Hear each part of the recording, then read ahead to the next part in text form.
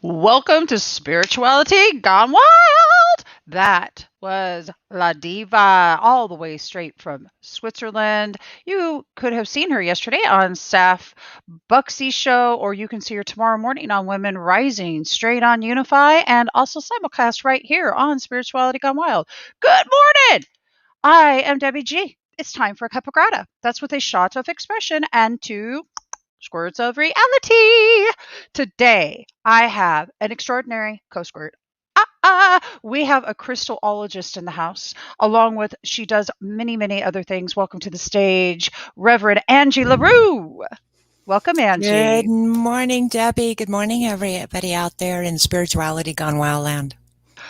So, how was that for a Friday morning to start your day? Just the boogie woogie getting going on that music. Doesn't it just spark your G vibe? It's just like, "Booyah!" I think it melted some of the snow here. I think it did too. Where are you? I am in Colorado. I'm on the front range of the Rocky Mountains, and it hit at least -1 last night. It's very cold. Oh, Lord. I'm -1. Are you by Kathy? I am, by Kathy Mason. Oh my god, Yeah. that's oh my gosh, that's beautiful. She's probably 15 miles away from here as the crow flies. No. As a crow flies. I love you. Which they're not doing this morning. The crows aren't flying. It's too No. cold. That's why. No crow wants to fly. Come on, crows. You can come over here with me and hang out, okay? We've got lots of crows. It's sunny. You'll have to just come to Southern California. I tell you what. Straight up in Huntington Beach. It's gorgeous here. I bet. Oh, it is. I wish I was there. Well, you could be. You just come on over and we'll just have a powwow. You and Kathy and all of us. We'll just have some fun. So, Ooh. everybody, listen. This is Angie LaRue. She's a master Crystologist, healer, ordained Reverend, medical intuitive, medical innovator, psychic teacher, Reiki master, and manufacturer of Orgone energy generators. And she's also the bearer of the Antonian stone, which is a gift from the Pleiadeans. You also have the Inner Passage Mystery School, which I can't wait to get into. And I also want to get into the extraordinary healing that you just did prior to us even getting started, because I was up late. We're a little bit later, today than usual.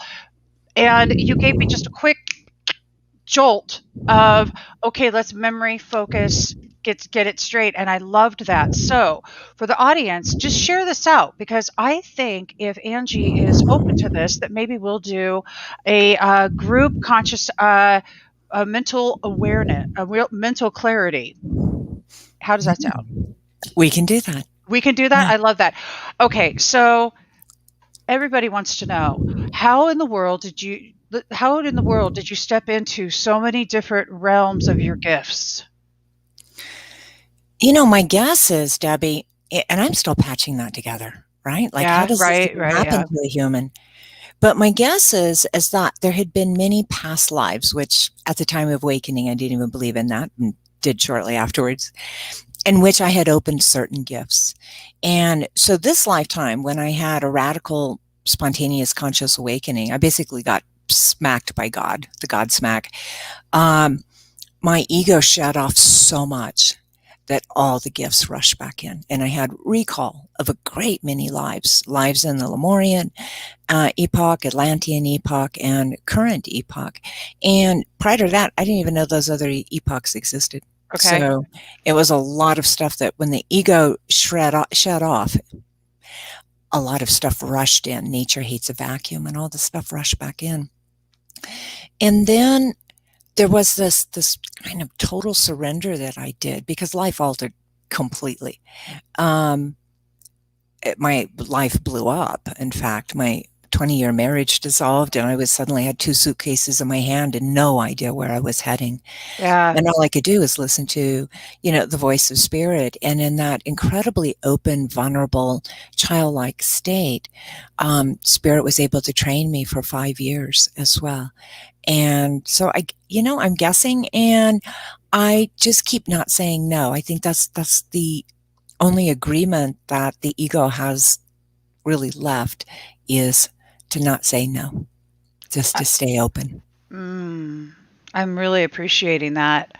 I appreciate that from my own space too, because that sacred yes in that moment that you have, and not everybody has that, you know. But I'm curious. For me, it was just, it wasn't anything in particular that caused. It wasn't a traumatic moment that caused it. It was just simply that moment. Was there something going on in your life because sometimes, like the diamond, that pressure can be really intense. So it was that happening, or was this just that God source energy moment of the sacred yes that just happens? There was about maybe 5 different things that kind of coalesced into a perfect storm. Um, Yeah. One of those is, believe it or not, I was an internet gamer, and I was a leader of a guild, and I had about 120 people that I was leading. And I remember starting to fall in love with them, each and every one of them, for the unique being that they were, with all their quirks, their flaws, their beauty, their bravado, their courage. And I found that extraordinary. Like, how do you fall in love with so many different people at once? I mean, I was way past like, right? Yeah. Yeah. You know, and so I think that heart opening was a Mm. factor. One of the people in that game was already awakened, and he used to catch me late at night when I was, needing to get offline and go to bed, but I was kind of in a theta state. And he used to say the strangest things to me. And I think he was dumping information straight into my subconscious. So I think that was a factor. And then there had been this odd day where I was walking by, I had mirrors on my closet doors, and I was walking by, and I just happened to catch myself in the mirror, and I stopped and I looked, and I was like, oh, I look different. And I realized that I had not really looked at myself in a decade, right? Oh, yeah. And Mm-hmm. I noticed that the light had gone out of my eyes, and that my eyes had gotten really dark, which they kind of look that way right now because it's really snowing and dark and overcast too, Uh-huh. but I could see that in the broad daylight.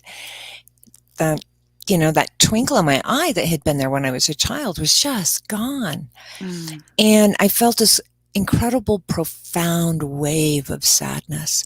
And I remember just sitting down on the floor in front of the mirror and apologizing to God. It's like, you know what? I didn't get it. Whatever Oh. being a human was about, I wasn't your best student, and I never figured it out. And not only that, but I never even led my husband to you. And I did try, and he wouldn't listen. And can we stop the train now? I want to get off. I didn't get this. Whatever this was about, I didn't understand it. I'm so getting you right now. I remember those moments. Anyone out there that's listening ever feel this way? Okay, so keep going. Yeah. Yeah. And I think when I didn't die in that moment. Isn't it weird how that happens? You insist on it, like, look, I'm over this shit. Take me out. What the hell? I just told you. Right. I've done this. I've been like, I'm over it. I'm over it. I'm too chicken to do anything. Because, I mean, this was a long time ago, by the way. Yeah. I should mention. But, I mean, I totally get it. It's like, come on already. I done flipped it all up, man. Just, I want to go. I'll do a restart, please. Is there a restart button?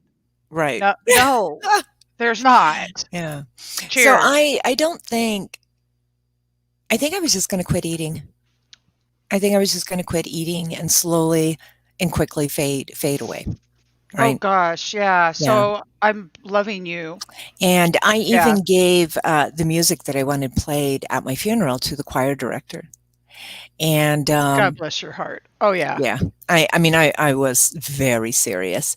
And it was almost like the right hand didn't know what the left hand was doing. There was like a part of me that had decided this, and a part of me that went on living as normal, pretending like that like it was real. We were now down. It had gotten real, right? This wasn't a pity party or an inner tantrum, or it had gotten real. And I think I experienced the Godsmack within about 5 days of that. It was real quick when it happened. Yeah. So it was just kind of a perfect storm. And there was a couple other factors too, but you kind of get the idea of this, this hard opening, being exposed to somebody who was already awakened, and one level of surrender. Now there was multiple levels after that, but that was the first level of I surrendered to God, right? But I love that. Not to be infilled by God, but to get out of the human pain, the samsara of life. Beautiful. I surrender all. And it is that moment of surrender, definitely. So Denise wants to know what you mean by Godsmack. So I guess let's give him a little bit more clarity on what that means. I had no idea there was a phone over there. Can you hear that? Yeah, it's a Godsmack. It's God's a Godsmack. calling. God's calling. God it's says my phone. A Godsmack is like that. Okay, I remember there's you get a feather, and you hear the calling, you hear the message, and the feather's going, hello, hello, and you don't listen, and then you get another, and you just keep getting little things, and a hello, oh, you didn't hear me? Poke! Now do you hear me? I'm here. And it's so, what is your Godsmack like? It could be a 2x4. It was the 2x4. It was a 2x4. It was a 2x4. Yeah, it's knock you to your knees 2x4. Yep. I was actually on the phone. I was a professional artist, a galleried artist, internationally collected, and I was on the phone with somebody from Scotland, and we were, kind of finalizing, this painting that I was going to do for him, and I suddenly just felt odd, very odd. And I thought, boy, I better go get a drink. And I got up and I went into the kitchen to get a drink. And when I entered the kitchen, I realized I could see through the atoms of everything. Like I could see through the walls of the kitchen to outside, through the trees to the horizon line. Like I could see through the atoms of everything. And I really thought I needed a drink of water. Like that could cure that, right? Yeah, and I got a drink. And I turned around when I'm still on the phone. I turned around with my glass of water. And all of a sudden there was this silvery, misty thing hanging in the middle of my kitchen. And as I looked at it, I fell into it. And now I'm screaming on the phone, help, I'm falling. Where are you falling? I don't know. I don't think I'm on Earth anymore. And I have no idea where I was to this day. There was no top, no bottom, no sides. It was just this misty place. There was a faint light, but it seemed to be coming from me. And then I don't know what happened. I was falling for a very long time. And then suddenly I was like back in my body again. And my body was sliding down the kitchen cabinet on a crash course with the floor. Water was sloshing everywhere. And that was when I realized that my body wasn't falling, that I had like fallen out of my body into some null void space or something. And I was like, I got to get off the phone now. And I hung up and I went into my living room. And I knew now that, a drink of water was not going to cure whatever was happening to me. And I laid flat on the floor. I had an instinct to get grounded without knowing what grounding meant either. And then it was like lightning came up out of that ground through my house, came in my feet, and ran up my body and out my crown. And my back arched like this until only the back of my heels and the back of my head was touching the floor. I mean, it was a lightning strike. And then when I sat up after that, I just could feel everything. I felt all this energy around me. I felt my neighbors. I felt all my loved ones. I felt just all this energy coming and going from my field. And it was just, and then it just continued in the following days. Anybody that I talked to, I was like looking out their eyes and I could see what they were doing. And I'd be like, Mom, are you washing dishes right now? And she's like, yes. And I'm like, okay, but there's a window here and a doorway here, and this isn't your kitchen. And she's like, no, I'm at Clarence's house making him lunch. I'm like, oh, well, now I know what Clarence's house is. And it was like that with everybody. Anybody I thought of, I could see where they were and what they were doing. And which I later, through just Googling, what is the stuff I see, with my eyes closed, learned about remote viewing and psychic visioning. But Angie, most people need to, in order to do remote viewing, it usually takes a very concentrated, like intentional moment where you're sitting in meditation and then going into the remote viewing. So I'm finding it fascinating that you are experiencing remote viewing just on the spot. Yeah, So, instantly, and mhm. telepathy right on the spot, and so many different abilities instantly. And it was complete chaos, and it just shook apart my marriage, because my husband was coming home to this extremely psychic stranger, and Oh, yeah, the psychic stranger. yeah. Wow. Yeah, who could see through lead walls. He worked with the Joint Military Intelligence in a building that had no windows whatsoever and very thick, thick walls, right?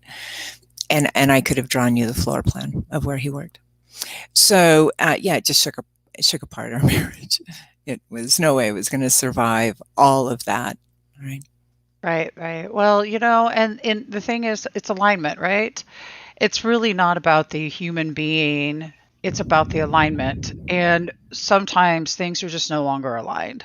Mhm. And actually, I think that it just in the human experience, it's always just alignment. It's vibrational frequency match. If your frequency and vibration is not matching anymore, that's just how it is. Yeah. There is no explanation for this. And I just want to that's my experience. I want to also clarify that. But did you find that it's like you're just, it's not that it's higher, lower, better, worse, not any of that. It's just not There are many. jiving, man. Yeah. It's just not It's jiving. yeah. Right. And so immediately I was chunked off of Hawaii, which is where I lived, and sent to the mainland, and then kind of sent all over the world. And that's where spirit really taught me how to be a healer, and I was healing people all over the world, and getting all of this stuff, starting to understand what it was, how to get to the state where it was available. And there was still some ego left. And so I still had to go through the dark night of the soul and the final level of Yeah. surrender. And that was a 5-year process, and it was ongoing all the time, always. Even in my sleep, even in the dream world, I was in training. So it's like almost like I have a PhD. Just like, yeah. I completely get this. I mean, and I'm loving this too. Um, the idea that you have to deal with the ego all the time, as in how that you're going to respond to what it is that it's showing you, is I think an occurrence that's just, it gets easier and easier and easier. So for those of you that are experiencing it going, this is so hard. No, it's really not. Just seriously, just go with it. The sooner that you Mhm. get, it's how that you're responding to it, and the better it's going to be, faster. But Mhm. that's what I learned from it. What did this whole process, it's brought you to a place in your life right now where you are literally you're teaching others how to heal. You're Mhm. showing them how to use different modalities and crystals and things like Mhm. that. Mhm. And that's what all of these journeys have taken you on across the world. What would you say were a couple of your key moments in this journey of enlightenment that you have been on that really stuck with you to take you to that next level? So if somebody out there is in that place right now, what might they want to do to get to that next space? What was it for you? I think for me, understanding the witness state or the observer state, understanding I was not the thinking mind was critical, right? Understanding Mm, that the thinking mind was one aspect, but that I was an eternal spirit. I was an eternal spirit, and a part of me was embodied into a human having a human experience, and being able to get in touch with and work with that other aspect where the ego, the observer, and the higher self could all work together. And then later, years later, understanding that the body itself had an incredible intelligence, right? That was very key, because before I had been identified with the ego only, with the thinking mind only, and believed that the personality was truly me. And instead, the personality is like a garment on the body, right? It's only an yeah. aspect of it. And so being able to get that witness state where I could be further away and see what the body and the mind were doing and seeing how the mind would react to situations. Like it wanted to personalize the whole world. Everything was about it. Oh my God, it's a cloudy, rainy day. I've done something wrong, right? Like literally it makes everything in life about itself. And being able to get away from that. I love you. And it's also what y'all label as narcissist. Right. Yeah. And we all kind of are, right? We all, I don't know anybody who doesn't have a narcissist trait. I don't know anybody who doesn't have the traits of the ego, the blame, shame, criticism. It's all about me. How is this working for me? How is this affecting me, me? Until the point where you realize the shift is about the we. Right. But when you get that witness state, that observer state, they can see the ego doing that, and the totality of the self is not lost in the storm, the emotional storm reaction that's happening inside. And you can watch it happening from a place of neutrality. And that feedback goes back to the ego again, and the ego can kind of see how ridiculous it's being. Right? Oh my God, I love this. Yeah. Can y'all laugh at yourself in observer state? Yeah. Yeah, oh yeah. And so now, I mean that, and that is so painful to see how idiotic you're being as well, but when the ego starts kind of getting over itself, if it can take that wisdom from the observer and that wisdom from the higher self, it can start getting over itself. And then it wants to play nice in the sandbox. And that's a whole new state of being. When the ego becomes a part of a powerful team instead of trying to be the boss of everything, right? And that being the boss of everything will take you to death's doorstep. It can be completely out of control. So that's what I would say to people is find the observer state. And that's usually done through no mind meditation, just watching the thoughts coming and going without clinging to them, without identifying with them, without thinking you're thinking the thoughts, and just noticing that the thoughts come and go. And if you don't cling to a thought, the brain will throw up some other kind of thought and see if you'll cling to that one. And it just keeps running by stuff, trying to get you involved. It's like a 2-year-old that's, pulling at your leg and pulling at your this and doing everything it can to do to get your attention and pull you into its little world, right? That's what the ego is doing to the totality of the self. And if you just get where you can learn to ignore that, right?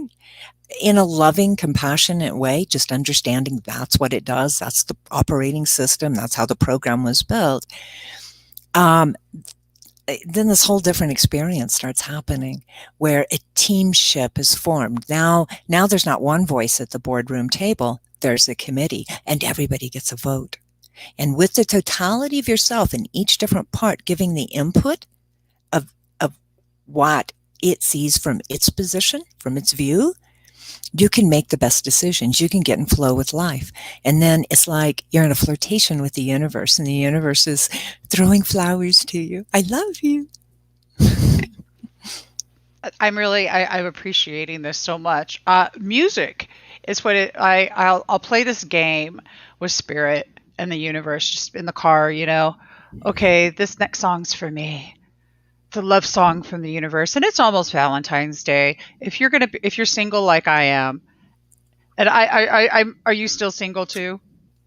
I am, yeah. Yeah, so I by choice have been. So instead of the universe is my Valentine. The universe is Reverend Angie's Valentine, and I love this. Just welcoming the flowers coming. The universe will flirt with the universe and see what I mean.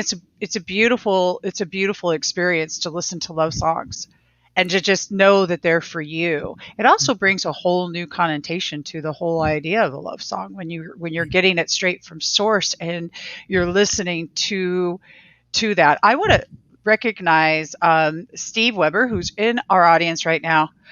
He loves us. We love you too, Steve. We do, Steve. You're so wonderful.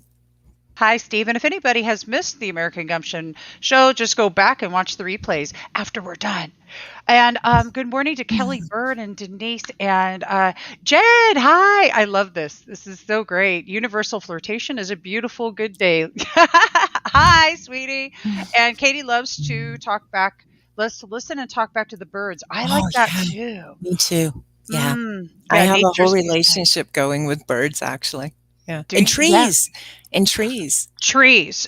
Okay, Yeah. trees are just a thing. And there's the mystic magic in nature is the most extraordinary place to be, especially because it can take you in.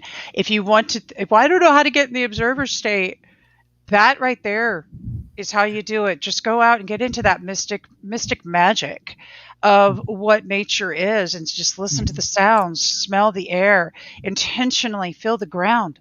I mean, it's just it's speaking of nature, speaking of the ground and of earth. I have crystals, and I want to kind of go into some healing modalities with you a little bit here because you are a crystologist, and I've heard a couple of different things in life. Crystals do have certain properties, and I want to hear from you on that. Or is the crystal getting the intention? Is it able, certain crystals can hold the intention that we give it? So I'm really wanting to get clarity. This one is my favorite. It was given to me by Reverend Dr. Joan of Angels, and it is a amethyst smoky quartz. Wow, beautiful. Isn't that Yeah. pretty? And it's Mhm. raw. So I just hold this. But let's just start with, what is a crystallologist? How did you get into it? And is it true that they just hold the power that you give it? No, no. All right. Let's So get into yes, that. I'm a master Christologist, which was something Spirit led me to. But by that point, um, I had already discovered rocks aren't rocks, and I thought if there was anything that was inert and held no consciousness on the planet whatsoever, it had to be rocks. And it turns out that that too wasn't true. So, I had already begun to. Okay. So during my awakening, and I think Steve's probably heard this story, during the 40 days and nights in the wilderness, I had manifested a vehicle, and Spirit led me off through the Rockies into Utah, into Arizona for 40 days and nights. And this is where the um, ego gave its final surrender, but not without the fight of its life. Anyway, Spirit kept having me pull into these dusty rock shops and hold my hand above the rocks. And I would feel energy rising up from them. But I thought it had to be an air conditioner or an open window or a door. And so I kept trying to figure out what it was. And I couldn't, right? It really was energy rising up from the rocks. And so Spirit had me paying attention to notice the differences in the different types of energies. And I was able to start discerning that, right? That they had different vibrational rates and there was a different nature. Like, maybe it was lepidolite and the energy coming off of it was like deeply soothing and centering and then maybe it was the citrine and the energy coming off of it was like bright and sparkly and happy and cheery, right? Or maybe it was selenite and the energy coming off of it was helping me feel the angelic realms, right? And so I started figuring out, oh my goodness, these are all like each different one is like a different tuning on a radio station with a different output. And, so Spirit had me buy a whole box full of rocks and I'm lugging all of these boxes around, complaining and moaning, why are you making me buy rocks? And then when I would be camping at night, she would have me pull them out and hold them. And that's when, the crystal showed me the way into the Akashic records, later into my own past lives where I discovered I had been a Lemurian priestess who particularly specialized, in crystals and how to use them to heal the body, the mind, and the soul. And I had crystals that invited me inside of them and like it was their home, the consciousness of the crystal's home, and they toured me around the home. I had so many telepathic experiences with crystals where they began to explain things and began to explain their place in the universe and what they did and what they offered and what their gift was, and how they had been working with humankind. They were one of the very first tools of consciousness that humans had ever experienced. They had been with us since the beginning. And so I call crystals our allies, our crystal allies. So they have consciousness. They are beings. And if you slow down enough and get quiet enough inside, you can hear the crystals. And that's the same type of quiet you have to get to hear God or to hear your angels and guides or your higher self. It is being still, mentally still. And everything else begins to open up. The ego, the thinking mind, is the barrier. And behind that barrier is the gateway to higher states of consciousness and connectedness with everything and anything. Even the atom. The University of Colorado Psi department did a lot of testing on me and discovered that I was able to change random number generators to produce the numbers I wanted them to produce. And I do that on an atomic level. I connect with the atoms itself, right? Mm-hmm. I've had computers that just run on sheer magic. Because when I can't get them to work and I don't know how, there's nobody there to help me and I don't know how to make the computer work, I just rearrange the electricity and the atoms and make it work, right? That's my intention. So you talked about programming crystals. Crystals which are clear or close to clear, they are able to receive more light. And there's a conversation completely that can be had about us being liquid crystals. And when we reach a certain quota of light, we become enlightened. Okay. But let's just take that to the crystal level. I'm looking at crystals. Yeah. I'm looking at crystals. So this is a selenite. Sure is. So this one would be one that would be lighter that would take in the light, right? Yes. But if you'll notice, there's lines in it, little stratus.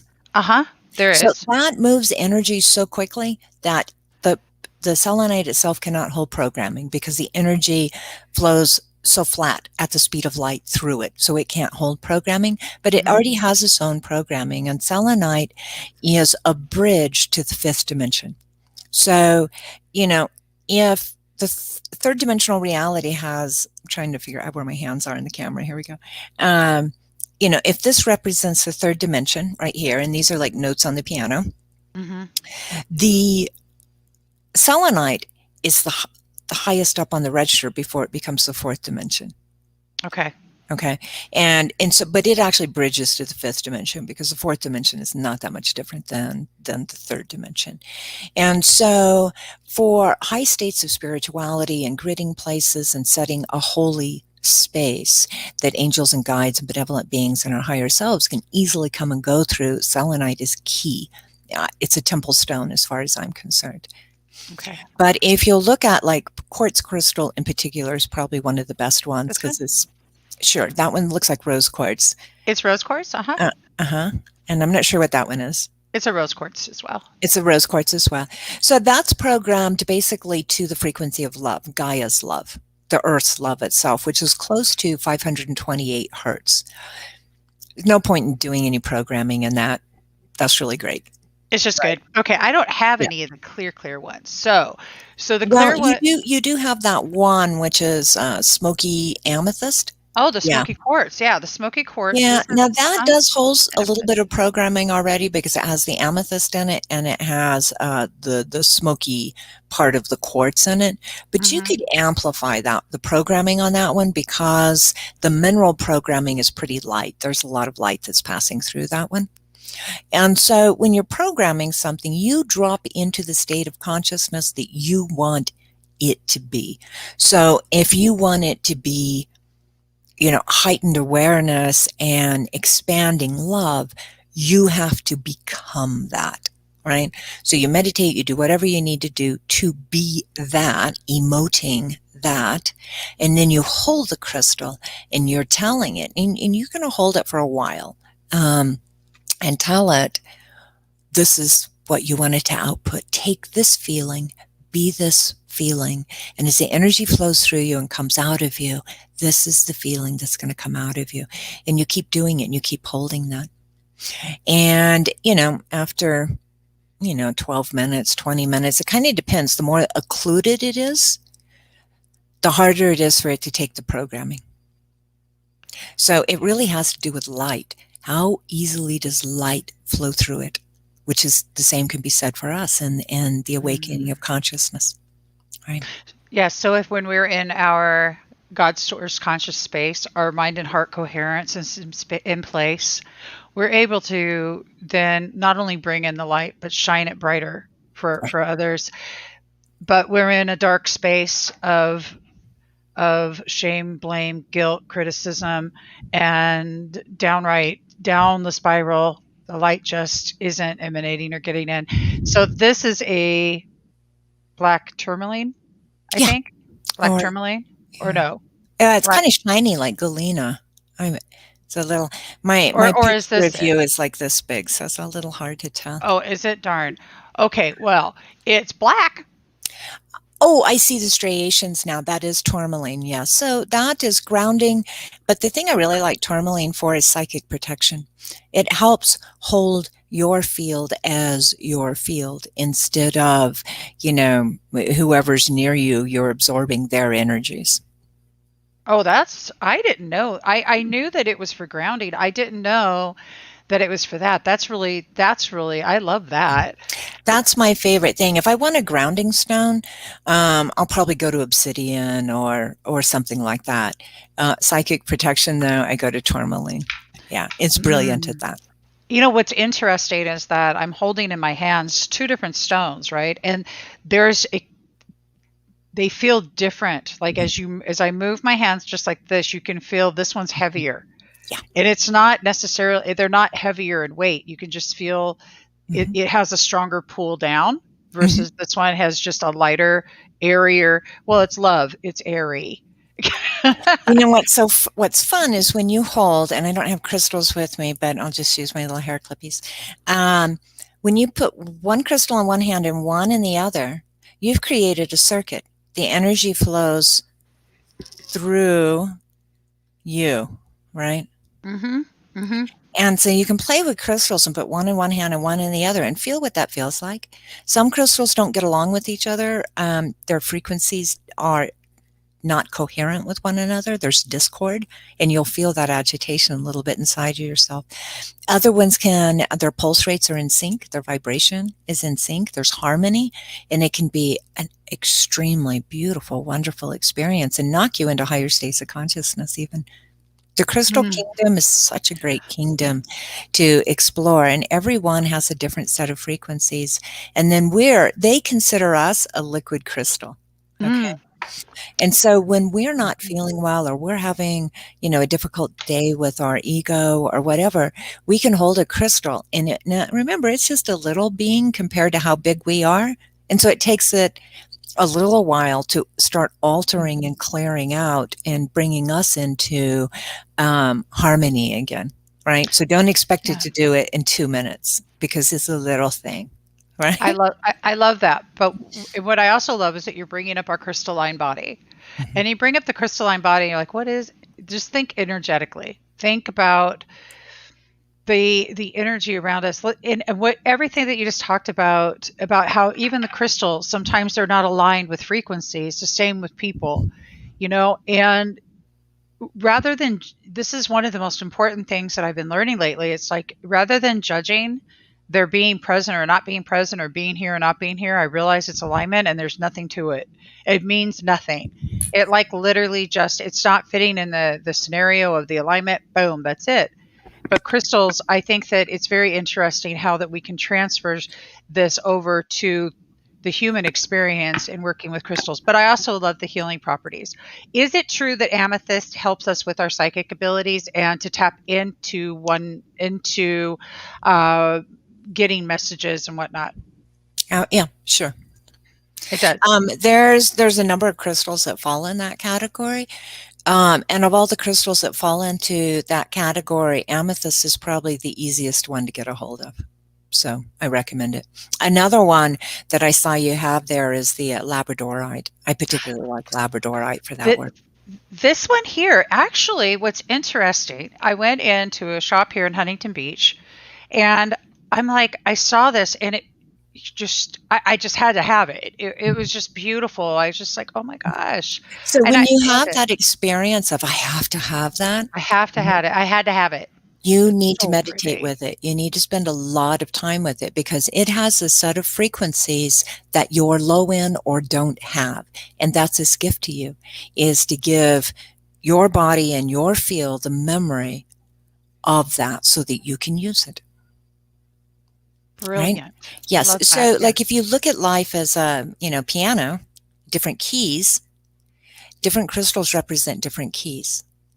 Yeah. And to become awakened, enlightened, right? You need to have all the keys in your piano and you're missing keys. And so when you are really drawn to a particular crystal or maybe an incense or something like that, where it's a compelling, right? Where your ego's almost shocked that it is so incredibly drawn to this, like it feels almost out of control in being magnetically drawn, right? That's a key that you're missing. And get it. Mm. It has a gift for you. It helps fill in that keyboard of totality, helping you be the total of what you are. And as you become the total of what you are, you can start pulling in all the gifts and abilities that you've developed in other lives that are useful for this life. I absolutely love that. Whew. So we're going to do a little shift, and that was to learn more about crystals. You can go right here to crystalarays.com. There's also a free gift. I posted it in the chat, and I'm going to post it in the chat again. But I'd like to get into some of the healing work you do.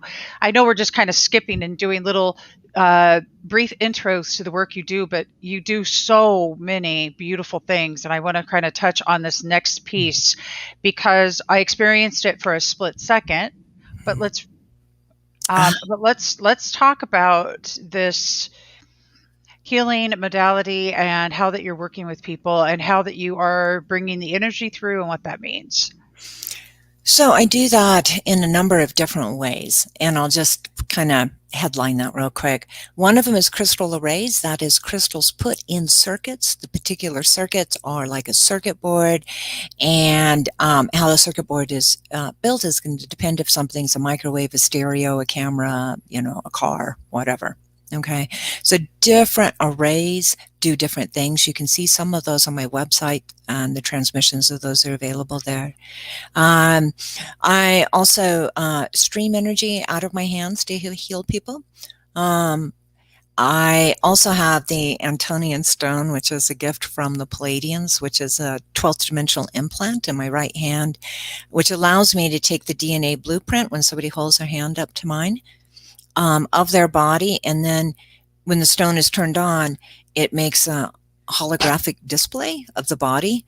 And I'm able to go in there and make adjustments, give them the blueprint back, and then it begins to come in and apply on the physical. I'm also a medical intuit. That means that even without the Antonian stone holographic display, I can close my eyes and look into the body and look at the, skeletal muscle organs, nerve endings, clear down to the subatomic level. And then the same thing, I have ways that I can go in and heal things, rearrange them to completion, or give them the blueprints that they need to get organized again. Like sometimes parts of the body just get confused and they've forgotten how to be in a state of perfect health. I've got a couple parts of my body that are confused. They're confused. They're confused. They're confused why I sit on the computer so much and not move. Yeah, they're definitely confused. Y'all confused? Yep, they said yes. So there's just, endless variations, on that. And that's just the body. There's also the spirit and the mind. And I work on those levels too. And part of that is through the Inner Passage Mystery School, which is teaching people how to heal themselves, how to awaken their abilities, and how to be infilled with the higher self, which gives an extremely direct connection to source as well. And a lot of it's the esoteric tradition. So it's all that super secret squirrel information that's held by the mystics. I really dig this. Okay, so I'm curious about something. With the experience that you had back when in the kitchen, would you consider that to be almost a walk-in? experience? Have you heard? I'm sure that you've had this. I do. I mean, I've run into walk-ins before. I'm just. I know what it is. It's not. It wasn't a walk-in. It was a fallout. I fell out of myself. Yep. Yeah. She just fell. She didn't walk in. She flooped out. Yep, I fell. I completely fell out of my body. So I'm just, because it's just, it seems to me like so what I know from all these years of interviewing is that people have had these experiences, and literally you're integrated. You're either it's a walk-in or an integration intertwining, where you're intertwining with your actual highest self, the highest version of yourself, but it upgrading the frequency. Mm-hmm. Is that correct? I experienced all of that. Yeah. Yeah. So I mean, back up to the school. And the reason I just brought that up is because I'm imagining what you're teaching people to do is to tap into the experience without you're helping guide them through it now. You're going to go through it. Mm-hmm. You help people to gently experience like being human on a different level. Anything that we can do to make this human experience easier is definitely what we're here to help or show people anyway. How has the work of appreciation and gratitude unfolded in your mystery school and your work with crystals in all of your areas of your life to elevate it? Well, there's a certain level of consciousness where you orchestrate and create reality through gratitude and appreciation. That's the song the universe wants to hear. That's the song all of life and all of consciousness responds to. So it's just what you got to do. It's just what you got to do. Nobody wants to hang out around a sad sack, right? Nobody wants to hang around a sad sack. Right. No. Not at all. So if you want to work in concert with the universe, if you want divine inspiration, divine creativity, co-creation, that is done through love and appreciation and gratitude. And there just isn't another way. Well, maybe, but that's the black magics, and we don't do that. We don't do that. No, we don't do that. But I do know that grateful state of being, is where the magic is created. And I absolutely love that. And I love how that you said that it's the universe's song. Mm-hmm. It is how to get in harmony with everything about life. Mm-hmm. That minute that you can't complain and be in gratitude. It just doesn't work. And for those thinking gratitude is or going that route is, some guys actually get really opposed to it because they think it's kind of weak. Just like vulnerability. And gratitude is not reading a list off of a piece of paper. Yeah, no. It is a state of being. Mm-hmm. It's a state of loving appreciation for whatever, for the sunshine, for the butterfly that just went by, for just being alive, for just getting to see another sunrise or another sunset. It's allowing awe and wonder in your life, which means we have to get rid of a lot of jadedness, right? There's layers and layers of armoring around us that stop us from being able to feel, right? And so we have to open up feeling again, feeling the good things, feeling the sweetness of life. And then from that feeling the sweetness of life, allowing that to expand into wonder and gratitude and appreciation. I love that. Beautiful explanation. Thank you so much. The grateful state of being. It's that beingness. And I'm loving that beyond anything else. If anybody said, how do you change? I don't know. That's the only answer right now you need is appreciating every aspect of everything. And if you can't find anything to get into appreciation about because you think your life sucks that bad, well, that's probably let's just look at the road you're walking on, driving on. Somebody put that in. Somebody paid to put that in. Somebody did the work to put that in. You have water that runs into your house and you turn it on. Somebody built the pipelines to bring it to you. Or even appreciating the grumpy mood you're in. I love you. Because that contrast, that discomfort, of being Mm-hmm. grumpy. Yeah, right? Yeah. When you feel gratitude and appreciation again, when you feel happiness and joy again, it's going to feel that much stronger because you were so low, right? So what humans really feel the most is differential, right? If we're always in a state of love, gratitude, and appreciation, it normalizes very quickly. And now we no longer appreciate it again. So we need the bad days. Like yesterday, I had a Mercury retrograde day. My computer didn't work right. My programs didn't work right. My printer didn't work right. No technology around me would work right. So today when I go in the office, which is coming up in just a moment, I'm going to have so much gratitude and appreciation because everything's going to work. But I wouldn't have appreciated my computer. I wouldn't have appreciated my program if yesterday hadn't have been such a disaster. So even disaster days are something to be gratitude for because you get enough differential away from that, that high flying, wonderful place that you can feel it more profoundly. I love this. I love this. It really does shine a light. It also is a good barometer for what you do want and what you don't want. And I love that. I think I purposely have things that happen in my life just so that I can do just that right there. Change the barometer setting so that I'm actually able to live in that state of being. So that's beautiful. So we had talked about, there was another thing that I do, the thing I did for you, and I gave you mental clarity at the beginning of the show. Mm-hmm. And that's a little tiny implant, this right here, that graduates of the school get. It's done on the etheric level. It's not a physical level, which we can put codems into. And codems are transmissions, basically. They're light, fractal, 12th dimensional quantum physics numbers. And that's what I did is I beamed you one. This is so cool. Okay, yep, so that's another part of what I do.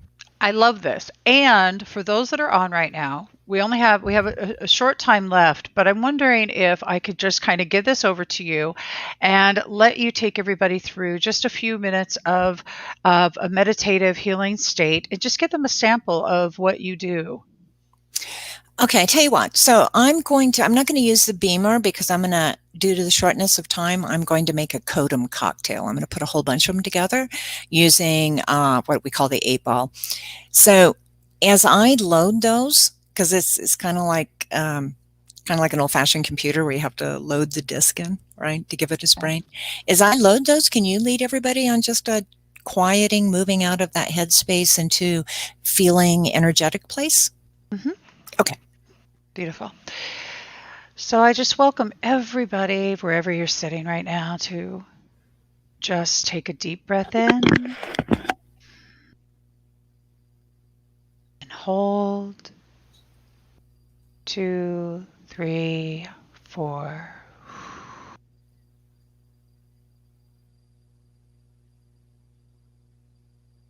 Feeling your body go into a state of pure relaxation. Feel yourself sink in deeper right where you sit. Focus on your breathing. Your breath is your life source.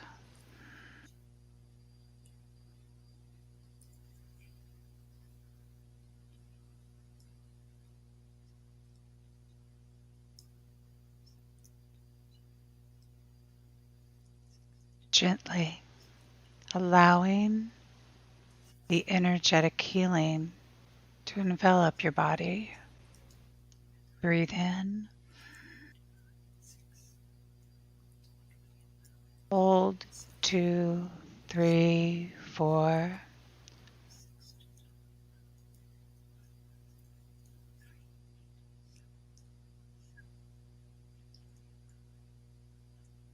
Just sit. Allow the thoughts to come and just be. Just be.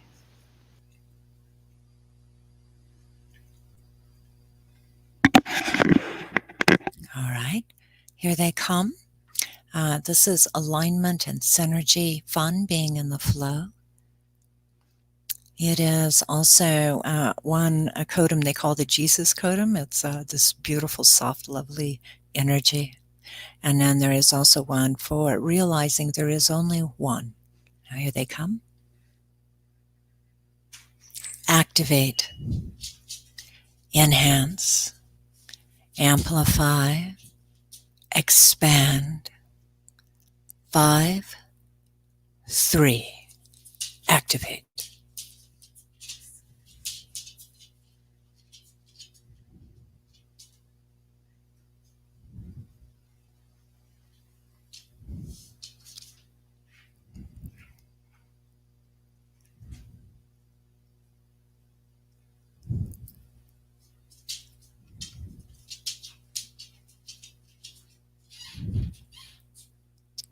And now I'm going to send you a grounding one as well.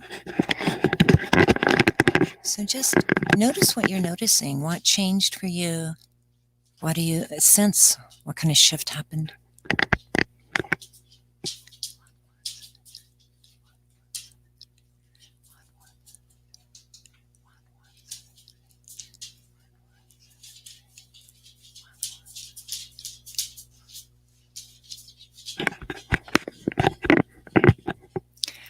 This one is grounding and security with grace and ease.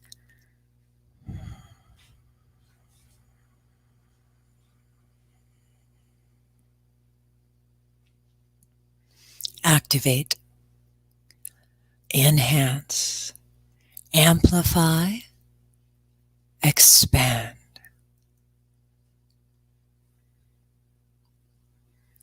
All right. So how's everybody doing out there? That was wonderful. Thank you. Yes, please type into the chat. Let us know how you are doing. And, what I felt was a shift of centeredness. Like I just went back to just center. Like maybe I was a little cockeyed. So I went straight again. And also this left shoulder pain right back there, like a knife in your back. It's kind of just released. So that was good. Beautiful. That was extraordinary. Yeah.